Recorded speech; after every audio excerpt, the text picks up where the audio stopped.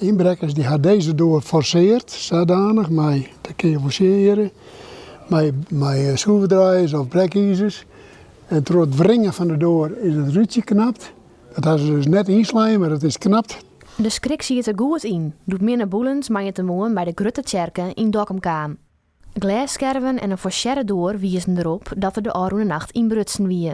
Doet boelens binnenkwam, schrokker van wat er rondtrof. En in deze hoeken stie een kluis met avondmaalzilver als inhoud. En die kluis die hadden ze dus meegenomen, die hadden ze dus ontvreemd.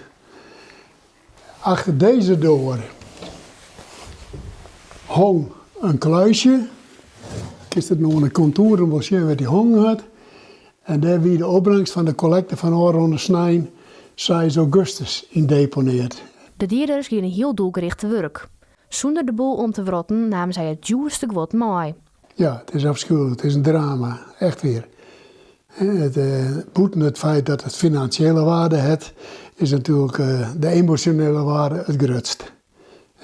Honderden jaren lang is dat avondmaalzet broekt, 10 keren per jaar. Dus ja, er leidt een hele historie aan verbonden. En dat is echt een groot drama. De politie zit boppen op de zaak en bezocht op het stuit de camerabeelden. Dochs had Boelens geen hoop dat er het stelgewot nog waarom zien zal. Wat hem vooral stekt, is dat iemand in de halle kregen om het tjerken te bestellen.